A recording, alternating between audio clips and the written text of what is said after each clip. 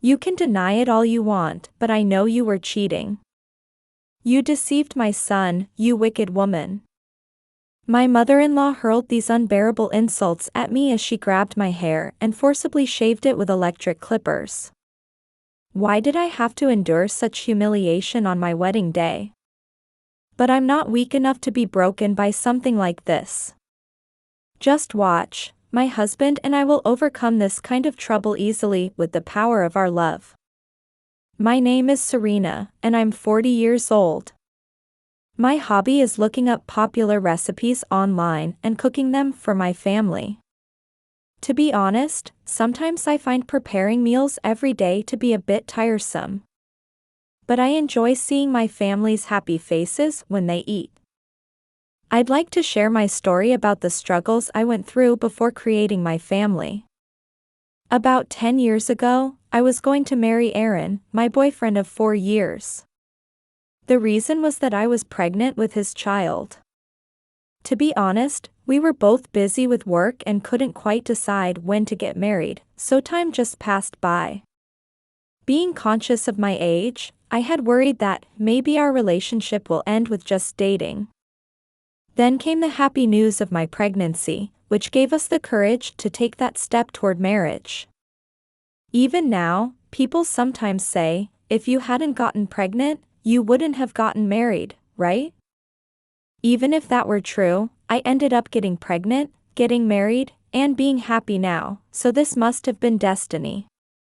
While we thought the pregnancy was a good opportunity, both sets of parents had rather severe reactions. My parents just repeatedly asked, "Are you sure you'll be happy?" and worried about me, but the real problem was my husband's parents. Apparently, they had been trying to arrange a marriage between my husband and Nellie, the daughter of their friends.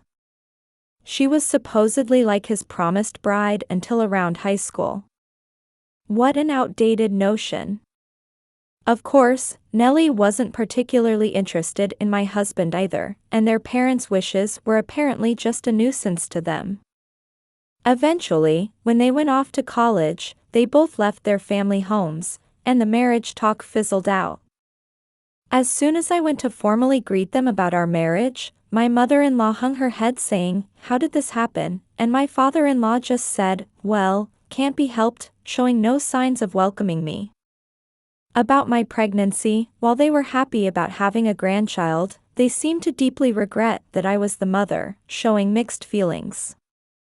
They said, "We'll accept the marriage, but never forget that you're able to get married thanks to us," which made my heart heavy.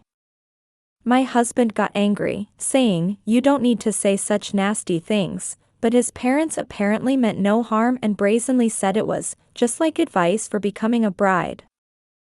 I wanted to marry my husband. But needless to say, I regretted that I was marrying into such a troublesome family. The days that followed were really difficult. First, there was the wedding. Due to my pregnancy and work considerations, I wanted to proceed with the preparations quickly. However, my in-laws kept interfering, asking about everything. "Have you decided on the dress? What about the venue? What about the costs?" They insisted on coming along to choose the venue and kept saying we should reduce costs, among other things. Their opinions kept changing, so they weren't helpful at all, and things just wouldn't move forward. Still, somehow my husband and I managed to plan a wedding close to what we wanted. When they persistently said, "You must show us when you've chosen your dress," and I reluctantly showed them photos from my fitting, my mother-in-law immediately said, "Oh my, you're planning to appear in public with such an unsightly belly." This was an incredibly insensitive comment about my gradually showing pregnancy. If I were just fat, I'd reflect on it, but I'm pregnant, what can I do? When my husband scolded her saying, "Mom, come on," she quickly said, "Oh, I didn't mean any harm," but her tone suggested otherwise, and there was no apology. Instead, she added, "But you know, I'm saying this for Serena's own good. You're still young, so it's better to stay slim." My mother-in-law made many unnecessary comments, like how she was slimmer when she was pregnant, and that pregnancy wasn't an excuse. I had noticed they were proud people, but to say such rude things without apologizing? It's amazing how my husband turned out so normal with these parents. Maybe they served as an example of what not to be. I just couldn't bring myself to like these haughty in-laws who looked down on people and never apologized. Well, it seemed the feeling was mutual. However, they were apparently excited about their upcoming grandchild and got carried away choosing names on their own. If I had a good relationship with my in-laws, perhaps I might have let them choose the baby's name, but at this point, I was determined to absolutely refuse, no matter what. After all, every time they opened their mouths, all they did was harass me. They would say things like, "If he had married Nellie, we wouldn't have had to worry about the wedding. We can't help but interfere because we have such a dim-witted daughter-in-law," or "Even if you're pregnant, getting fat arms in addition to your belly shows poor self-control. Our son deserves better than such a wife," or "Nellie was beautiful, so the grandchild would have been cute too, but with this wife." It was a constant stream of words that could be either harassment or insults. While they constantly criticized me, they would also say things like, "Oh, we must be the first to hold the baby." Absolutely. Don't you dare think about letting your parents hold it first. Every time I met them, I grew to dislike my in-laws more and more. My husband would properly scold his parents, but it was like nailing jelly to a wall. Seeing this, I really felt that marriage isn't just about loving your spouse. There are parts that won't work out with just that. Though I'm sure not all in-laws are like this family, I still think the daughters-in-law of this world are amazing. One day, as I was managing to deflect my in-laws' snide remarks and harassment, and the wedding was approaching, I suddenly received a phone call from my mother-in-law. "Hey, Serena. I saw you today." "Oh. Yes, I was out shopping." "Don't lie. You were out with a man." "What? What are you talking about?" "Oh, if you're talking about the man I was with, that was my brother." Still piling on the lies. "His hairstyle was clearly different from your brother's." "When you met my brother before, he had an almost shaved head. He grows his hair out when it gets cold." Stop making excuses. Forget it. With that, my mother-in-law hung up abruptly, ignoring my protests. The person I went shopping with really was my brother. But apparently, she wouldn't believe me. My mother-in-law was convinced I was betraying my husband and playing around with another man. My father-in-law probably thought the same. Actually, knowing those haughty people, even if they realized it was a misunderstanding, they probably wouldn't admit it. As I was wondering what to do, a few days later, my in-laws summoned my husband and me to their house. The topic was, of course, my alleged affair. Though it was a misunderstanding. My husband already knew I was going out with my brother, so he didn't doubt me at all. However, no matter how much my husband explained, my in-laws kept calling me an immoral woman and demanded we cancel the wedding.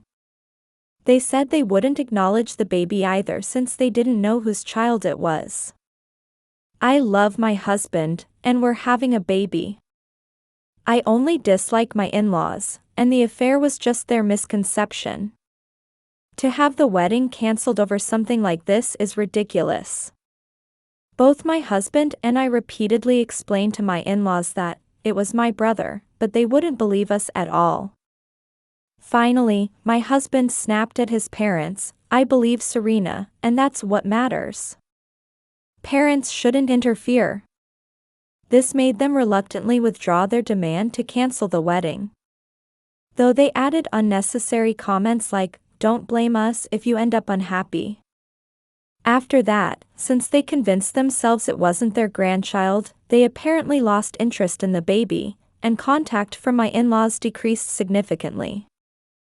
Thanks to that, life became more manageable, and all that was left was the wedding day. However, an incident occurred on the wedding day. Stop. Mother-in-law, please stop. It hurts. Before the ceremony, when I happened to be alone in the waiting room, my mother-in-law suddenly appeared and roughly grabbed my hair. For some reason, she was holding electric clippers, and their mechanical sound echoed through the room. Cancel the ceremony, you cheater, what? I told you the affair was a misunderstanding. You just met my brother earlier, didn't you realize that was him? Shut up. If I say you cheated, then you cheated. Admit it already. I couldn't move, with my hair twisted up above my head. I couldn't even move my face and was stuck sitting while restrained by my mother-in-law. Whatever you say, I know you were cheating. You deceived my son, you wicked woman. Saying this, my mother-in-law put the clippers to my hair. With a buzzing sound, my hair was being cut off. Some parts were still long, while others were so sparse they looked bald from a distance. There was no way I looked like a bride who should be having her wedding today. Serves you right. Now you won't think about having the ceremony. Hurry up and tell my son to cancel it. I'll get ready to go home. Laughing, my mother-in-law left the waiting room. I was frustrated. From her tone, she had probably realized the affair was a misunderstanding after meeting my brother. But due to her proud nature, she didn't want to admit her mistake. That's why she wanted me to falsely confess to cheating. While she was at it, she probably wanted to break us up and have him marry Nellie. As if things would work out so conveniently. Looking at my pitiful reflection in the mirror, I started to cry. No, this isn't the time for crying. Let me teach them that the world isn't so easy. I vowed in my heart that I absolutely wouldn't cancel this wedding. When it was time for the ceremony and I made my entrance according to the announcer's cue, the venue buzzed with whispers. That's no surprise, since my husband and I had been holed up in the waiting room until just before the ceremony, and rumors were spreading that the bride might be calling off the wedding last minute because of some trouble. Well, my husband and I were the ones who spread those rumors to deceive his parents. Of course people would be stirred up. Seeing me enter with a smile, my mother-in-law stood up and shouted, "Why?" My father-in-law sat beside her, dumbfounded. They probably believed without a doubt that the ceremony would be cancelled. As if we would cancel it. Now, before we begin, the bride Serena would like to share some special thoughts with the groom's parents that she wanted to express today of all days. The venue buzzed again at this sudden development of the bride reading a letter to her in-laws where there should have been a welcome speech. My in-laws seemed to have nothing but bad feelings about this, already turning pale. Though they were shouting, "Stop, stop it." I couldn't care less. With microphone in hand and a bright smile on my face, after brief greetings, I expressed my thoughts to my in-laws. To Aaron's father and mother. Thank you so much for warmly welcoming me as a member of your family. The moment I started speaking, I could see my in-laws' expressions relax. They probably thought I was going to try to curry favor with them. Perhaps because I was lacking in some way, even though it's my wedding day. As you can see, my mother-in-law forcibly shaved my head. When I removed my veil to show my nearly bald head, the venue erupted in commotion. Though people had probably noticed through the veil that my hair wasn't properly styled, no one would have expected such a miserable, nearly bald appearance. Everyone was shocked at my devastated hair. How terrible, voices rose from the guests. When my mother-in-law saw me walking with my brother, she mistook it for an affair, and this is what happened. I also shared all the other abuse and insults they had thrown at me.